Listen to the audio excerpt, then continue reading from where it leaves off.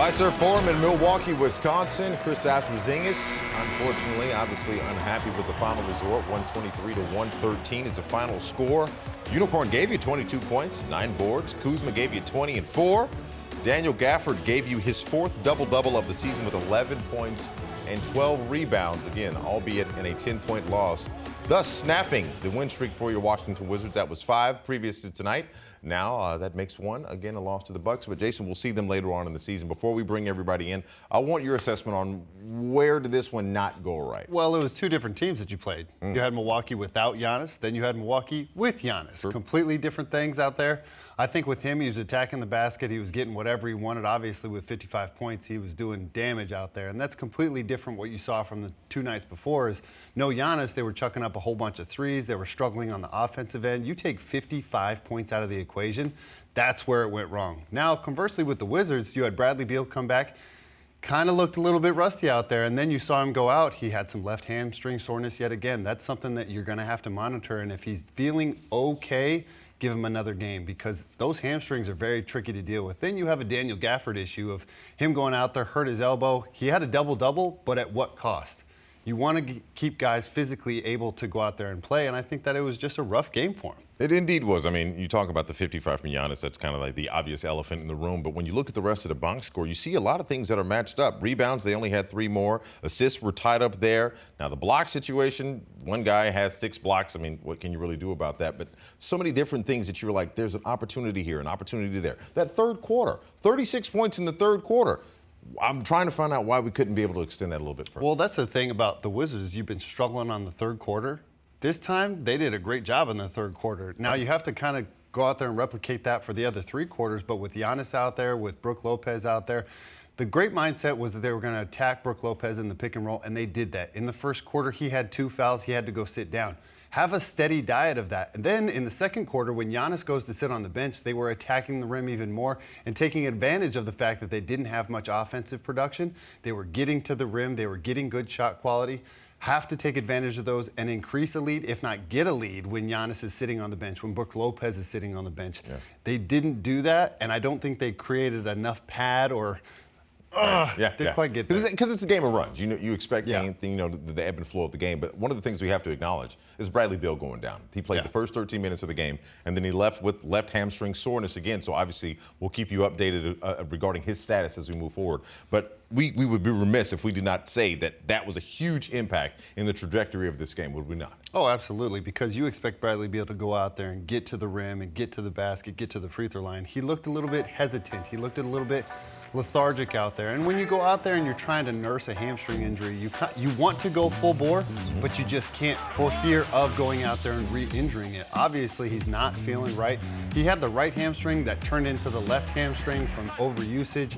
That's just something you're going to have to deal with throughout the season because hamstrings don't just heal like that. You have to go out there and make sure you maintain an even level of play because I think he came out there, and when you try to hit the ground going 100 miles an hour, this is what happens. You deal with those injuries. You deal with kind of going back and forth, playing, not playing, playing. Right. That's where you got to really be careful with those hamstring injuries. Well, we'll be monitoring it as we normally do, so you can check all of our social and, of course, at NBCSportsWashington.com to find out the latest in Bradley Beal's status. But I want to bring in Chris Miller and Drew Gooden from the game. Guys, again, a great call, but unfortunately not a win for the Wizards, snapping that win streak that we've been on. Drew, I'm coming to you first. Obviously, Giannis' performance is special. It is what it is. But looking at the Wizards side of things, where do you think they could have made some course corrections and possibly created a win? Early in the game, they've had some success not doubling guys. We've seen centers and bigs score 40-plus points, and Wizards still coming out with a chance to win the game, just like tonight. But it was some possessions where they just didn't show a wall. They weren't picking up Giannis early enough before half court. It was too late. I mean, by the time Giannis took his third, fourth dribble, it was just too much speed, too much force going towards the rim with guys backpedaling. Nobody took any type of momentum meeting Giannis with force. I'll keep talking about Grant Williams from the Boston Celtics. If you want to see a guy probably guarded Giannis the best in his career, I think one of the best defenders that I've seen guard Giannis, and Grant Williams, watch how he guards Giannis. He's never backing up. He's sliding his feet.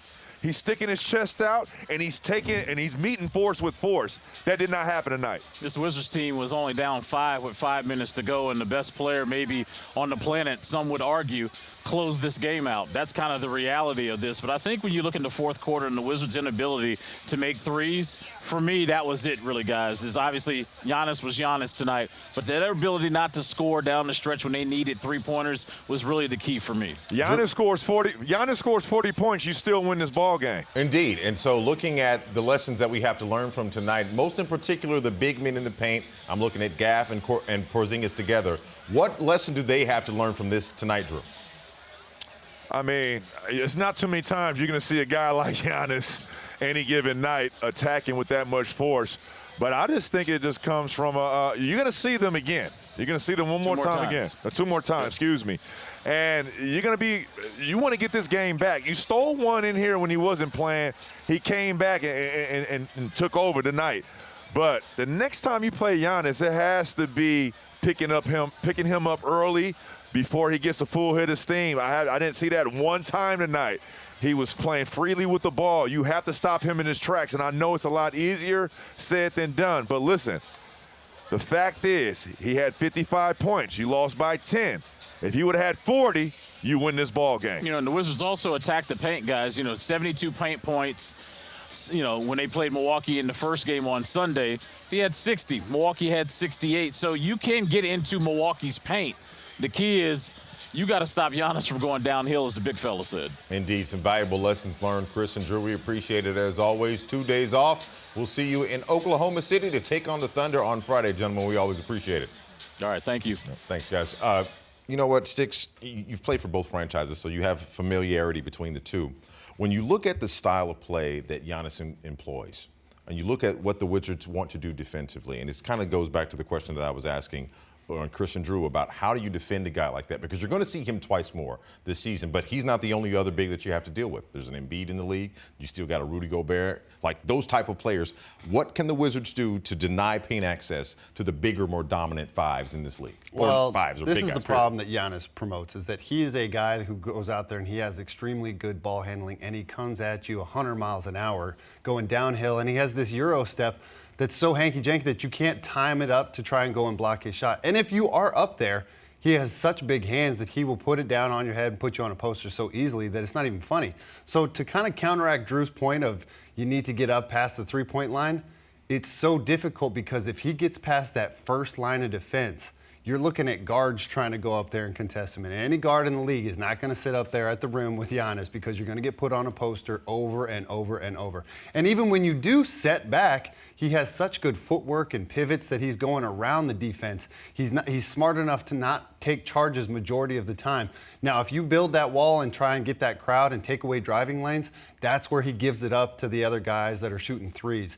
You have to have multiple efforts. Stop his dribble penetration, but then also get back out to those three-point shooters. This is why Milwaukee's so dangerous out there. Indeed, this was a challenge tonight. I want to bring in Megan McPeak and get her thoughts on this as well because, we've played some really strong teams and we've played some quote-unquote lesser teams over these past few games. Tonight was a real challenge against a strong team with one of the strongest players in the league. What lesson do you see they can learn from tonight, Megan? I think this game was a measuring stick, in all honesty, because you play them the other night. They don't have Drew Holiday. They don't have Chris Middleton. And they don't have Giannis. So you, as Kristaps Porzingis told me this morning at shoot-around, in this league, you need some luck on your side. And as of late, they have had some luck on their side.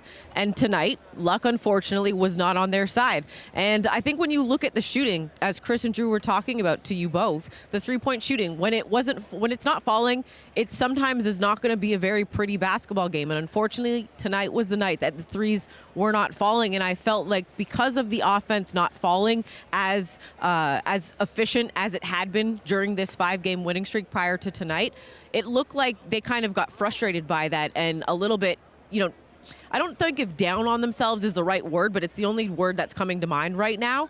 And you could kind of see that, especially on the defensive end. But you have to give credit to this Milwaukee Bucks team and what they have, as Sticks was saying. This is a very strong team. They are a very dangerous team. And I also want to point out, too, with Giannis, everybody talks about the fact that he doesn't have that three-point shot. But I was texting back and forth with you guys during the game, and if he can add that three-point shot, he's going to be an even bigger problem. But the one thing I'm most impressed by with him is similar to what I'm impressed by about Kyle Kuzma in his ability to now facilitate. There was a few passes tonight where he had wraparound passes when he got 10 toes in the paint and he was basically at the cup, and instead of going up with 3 defenders on him, he wrapped it around those 3 defenders and found his teammate. I'm very impressed with the way that he has now figured out how to read defenses when he is attacking the paint in motion and finding somebody that is open. That's what I've been very impressed by this season from Giannis and over the course of the last couple seasons. But when it comes to the Wizards, I think it was just a night that the shot was not falling, and unfortunately, Lady Luck ran out tonight. And you know what? That you say all that stuff on the offensive end of the basketball, we're forgetting about the fact that he was a defensive player of the year. Yeah. He's not afraid to play defense, and I think Kyle Kuzma got to go against that. Porzingis got to go against that. He makes things difficult on the offensive end for you because of his length, because of his athleticism, and he's not afraid to stay in front and play without fouling. We can talk night and day about his offense. I mean, 55 points, that speaks for itself. But on the defensive end of the basketball, you saw there late in the game, he got a steal from Porzingis, took it full court, and laid it up over Monte Morris. That is something that is super special about this guy. Indeed. Now, I'm just looking at some of the stats on our side. You mentioned Porzingis, 22 points for him, 9 boards, almost had another double-double. Yeah. 2 for 5 from deep, doing the work on the other side. We're going to get into the conversation about that, and Rui Hachimura, who also knocked down 3 for 3 from deep. But that's not the only thing, including a conversation with head coach Wes Unseld Jr. from the post-game podium. More post-game breakdown on NBC Sports Washington.